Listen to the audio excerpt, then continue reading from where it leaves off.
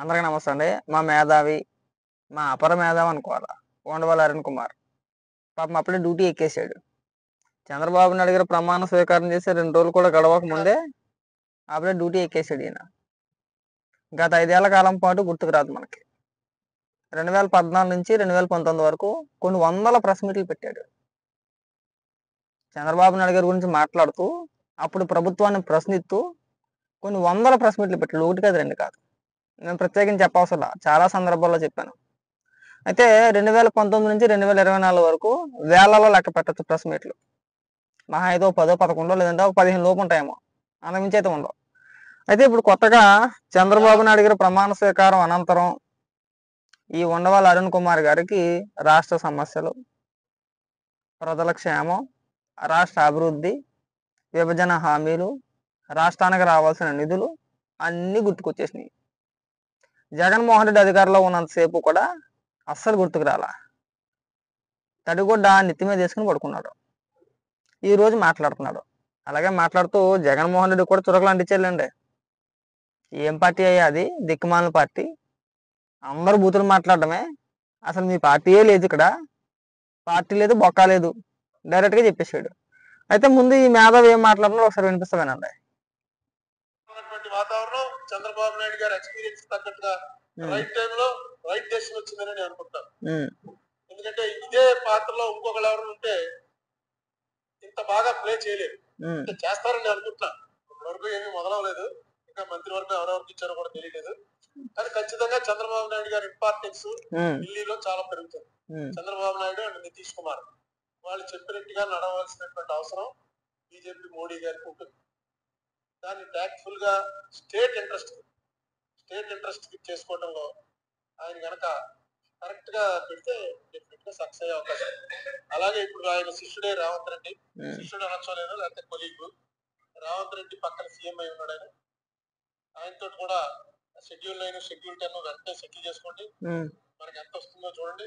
ఇక్కడ మరి ఎందుకు మాట్లాడాలా? 2019 నుంచి 2024 వరకు కూడా కేసీఆర్ జగన్మోహన్ రెడ్డికి మిత్రుడే కదా, మంచి సన్నిహితుడు కదా, రాసుకొని పూసుకొని తిరిగారు కదా.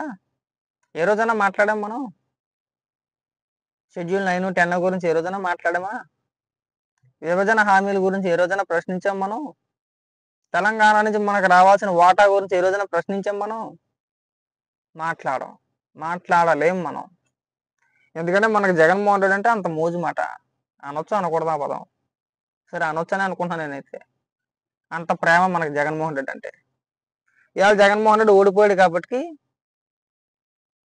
డే 1 నుంచి స్టార్ట్ చేయాలా. ఇవాళ స్టార్ట్ చేసాడు ప్రెస్ మీట్ పెట్టడం. 5 ఏళ్ల కాలం పాటు ఎక్కడా కూడా విశ్రాంతి అనేది తీసుకోవడం.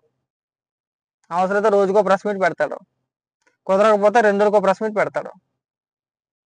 ఖచ్చితంగా ఈ 5 ఏళ్ల కాలం పాటు ఖచ్చితంగా మీడియాలో కనబడుతూనే ఉంటాడు. కారణం ఏంటంటే ఆంధ్రప్రదేశ్ మీద ప్రేమో లేదంటే రాష్ట్ర ప్రజల మీద ప్రేమో కాదు, చంద్రబాబు నాయుడు గారి మీద కడుపు మాట. జగన్మోహన్ రెడ్డి మీద ప్రేమ. ఒకసారి జగన్మోహన్ రెడ్డి ఉద్దేశించి ఏం మాట్లాడాడు అది కూడా వినిపిస్తాను, ఒకసారి వినండి. జగన్మోహన్ రెడ్డి కూడా అనేక సార్లు చెప్పాను నేను, చంద్రబాబు నాయుడు గారి పార్టీ చాలా బలంగా ఉంది, అందుకే ఆయన ఎదుర్కోవడం కష్టం అవుతుంది. ఈవేళ మీరు పార్టీని బిల్డ్ చేసుకోండి. పార్టీ లేదు అసలు. మీకు జగన్మోహన్ రెడ్డి ఉన్నాడు, ఓటర్స్ ఉన్నారు, మధ్యలో వాలంటీర్స్ ఉన్నారు. వాలంటీర్స్ మీకు ఎందుకు వచ్చి ఓటింగ్ వేయిస్తారు? వాలంటీర్స్ 10,000 జీతం ఇస్తారంటే 10,000 జీతం వాడికి సపోర్ట్ చేస్తారు. మీరు పార్టీ అనేది ఈవేళ రాజమండ్రిలో కానీ మొత్తం ఎంటైర్ ఆంధ్రప్రదేశ్ లో పార్టీ అనేది అక్కడ లేదు. అట్లీస్ట్ ఈ 5 years లో పార్టీ బిల్డప్ చేసేటువంటిది ఇవ్వండి. నెక్స్ట్ స్పోక్స్ మెన్లు పెట్టండి. స్పోక్స్ మెన్లు పెట్టి ట్రైనింగ్ ఇవ్వండి. వాళ్ళు వచ్చి ఏం మాట్లాడుతున్నారు? బూత్లా ఇక్కడ శాసనసభలోనూ బూత్లే మాట్లాడుకుంటారు, ప్రెస్ మీట్ లోనూ బూత్లే మాట్లాడుకుంటారు. గౌరవంగా మాట్లాడుకోండి. కావున సరిహద్దు గొడవలా కొంచెం గౌరవంగా మాట్లాడటం, వాళ్ళ దానికి ట్రైనింగ్ ఇవ్వటం. పిచ్చ కాకపోతే ఉండవల్లి గారు వాళ్ళకి ట్రైనింగ్ ఇచ్చిందే బూతులు మాట్లాడమని. అర్థమైందా? మీకు అర్థమవుతుందా? జగన్మోహన్ రెడ్డి వాళ్ళకి ట్రైనింగ్ ఇచ్చిందే మీరు బూతులు మాట్లాడండి. చంద్రబాబు నాయుడు గారిని బూతులు తిట్టండి, పవన్ కళ్యాణ్ గారిని బూతులు తిట్టండి, నారా లోకేష్ గారిని బూతులు తిట్టండి. ప్రభుత్వాన్ని ఎవరు ప్రశ్నించినా వాళ్ళందరినీ కూడా మీరు పచ్చి బూతులు తిట్టేయండి. అని ట్రైనింగ్ ఇచ్చిందే జగన్మోహన్ రెడ్డి కదా. మరి మీ పిచ్చ కాకపోతే మరి జగన్మోహన్ రెడ్డికి మీరు సలహాలు ఇస్తుంటే ఏ విధంగా అనుకోవాలి? సరే పోనీ జగన్మోహన్ రెడ్డి సలహాలు ఇవ్వడానికి జగన్మోహన్ రెడ్డికి తెలియదయ్యా? జగన్మోహన్ రెడ్డికి తెలియకుండా ఈ వైసీపీ మంత్రులు అందరూ కూడా బూతులు మాట్లాడుతున్నారు అని అనుకుందాం, కాసేపు అనుకుందాం. అసెంబ్లీలో ముఖ్యమంత్రి అక్కడే ఉండగా కొడాల నాని కానీ, జోగి రమేష్ కానీ, అంబటి రాంబాబు కానీ, ద్వారంపూడి చంద్రశేఖర్ రెడ్డి కానీ, మంత్రి రోజా కానీ, మాజీ మంత్రి రోజా కానీ, ఇంకా కొంతమంది ఉన్నారు, చాలా మంది ఉన్నారు వ్యక్తులు. వాళ్ళందరూ కూడా చంద్రబాబు నాయుడు గారిని ఉద్దేశించి, భువనేశ్వరి గారిని ఉద్దేశించి, అలాగే పవన్ కళ్యాణ్ గారిని ఉద్దేశించి రకరకాల మాటలు మాట్లాడారు. సాక్షాత్తు ముఖ్యమంత్రి హోదాలో ఉన్న జగన్మోహన్ రెడ్డి ఒక పెద్ద సభ పెట్టేసుకొని, అమ్మ ఒడే ఏదో అనుకుంటా, స్కూల్ పిల్లలందరినీ తీసుకొచ్చారు అక్కడికి. స్కూల్కి సెలవులు ఇచ్చేసి మరి స్కూల్ పిల్లల ముందు, చిన్న చిన్న పిల్లల ముందు పవన్ కళ్యాణ్ గారిని ఉద్దేశించి పెళ్ళిళ్ళు పిల్లల్ని కార్లు మార్చినట్టు మారుతాడు అని చిన్న పిల్లల ముందు ముఖ్యమంత్రి హోదాలో పెద్ద సభ పెట్టేసుకొని చెప్పాడు. మాట్లాడేదే జగన్మోహన్ రెడ్డి, మళ్ళీ మాట్లాడేది జగన్మోహన్ రెడ్డి ఇతరులకు సలహా ఇస్తాడా? వాళ్ళని కట్టడి చేస్తాడా? మీకన్నా తెలివి ఉండాలి. మనం ఏ రోజైనా మాట్లాడామా? అయ్యా జగన్మోహన్ రెడ్డి, నువ్వు ముఖ్యమంత్రి హోదాలో ఉండి ఏంటయ్యా మాటలు? ఒక సభ పెట్టేసుకొని పవన్ కళ్యాణ్ గారిని వ్యక్తిగతంగా విమర్శించడానికి సభ పెట్టుకున్నది. విధానపరమైన అంశాలపైన మాట్లాడాలి, రాజకీయాల గురించి మాట్లాడాలి, ప్రజలకు మనం ఏం చేసామో చెప్పుకోవాలి, రాష్ట్రానికి మనం పీకింది ఏంటో చెప్పాలి అని ఏ రోజైనా ఒక్క ప్రెస్ మీట్ పెట్టి మనం మాట్లాడిన పాపానికి పోయామా? లేదు. జగన్మోహన్ రెడ్డి ఓడిపోయిన తర్వాత ఇలా స్ట్రాటజీ ఏంటంటే, ఇప్పుడు జగన్మోహన్ రెడ్డికి ఏమీ తెలియదు, పాపం అమాయకుడు. కింద ఉన్న సజ్జల రామకృష్ణారెడ్డో లేదంటే ధనంజయ రెడ్డో మొత్తం నాశనం చేసేశారు. ఇప్పుడు ఈ ఓటమిని ధనంజయ రెడ్డి, సజ్జల రామకృష్ణారెడ్డి పైన తోసేసే ప్రయత్నం. అందులో భాగంగానే ఈ press meet. Jaganmohan Reddy encourage చేస్తున్నాడు. ఆ విషయం స్వయంగా వైఎస్ఆర్సీపీ పార్టీ నుంచి బయటకు వచ్చిన ఎమ్మెల్యేలు ఎవరైతే ఉన్నారో వాళ్ళే స్వయంగా ప్రెస్ మీట్ చెప్పిన దాఖలాలు అనేకం ఉన్నాయి. ఉదాహరణకి ప్రస్తుత మైలవరం ఎమ్మెల్యే వసంత కృష్ణప్రసాద్ గారిని తీసుకోండి.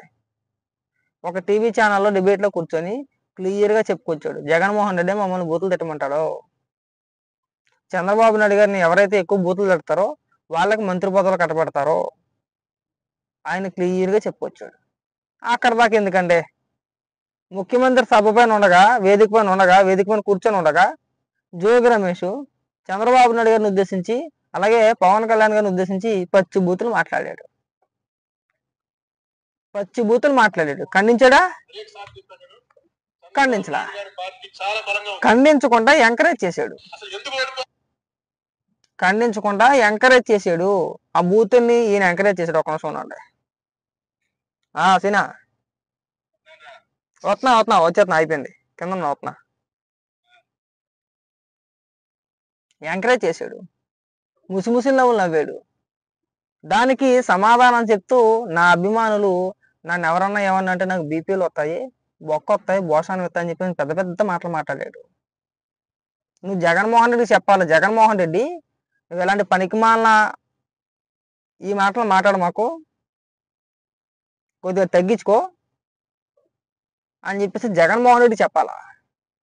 తిట్టిచ్చేదే బూతులు తిట్టిచ్చేదే జగన్మోహన్ రెడ్డి అయితే మీరు మంత్రుల్ని కంట్రోల్లో పెట్టుకోండి, వాళ్ళకి ట్రైనింగ్ ఇవ్వండి, వాళ్ళకి శిక్షణ ఇవ్వండి, బొక్క ఇవ్వండి, బోసానం ఇవ్వండి. ఈ పత్తికారులు చెప్పమాకండి, మీ పైన ఉన్న గౌరవం పోతుంది మాకు. ఇప్పుడైనా సరే ప్రతిదానికి వచ్చి పెద్ద మొత్తాయిలాగా ప్రెస్ మీట్ పెట్టడం మానేసి కొద్దిగా రాష్ట్ర అభివృద్ధికి సహకరించండి. అంతకుమించి మీరు చేసే మేలు ఏమీ లేదు, అంతకుమించి మీరు ఏమి చేయొద్దు కూడా. ఈ 5 ఏళ్ల కాలం పాటు మీరు ఎంత సైలెంట్గా ఉంటే అంత మంచిది. ఇది మా అభిప్రాయం మాత్రమే. గతంలో 2019 నుంచి 2024 వరకు ఎలాగైతే సైలెంట్గా ఉన్నారో ఇప్పుడు కూడా అలాగే సైలెంట్గా ఉంటారని మేము ఆశిస్తున్నాం. మీకు పుణ్యం ఉంటుంది అంతే.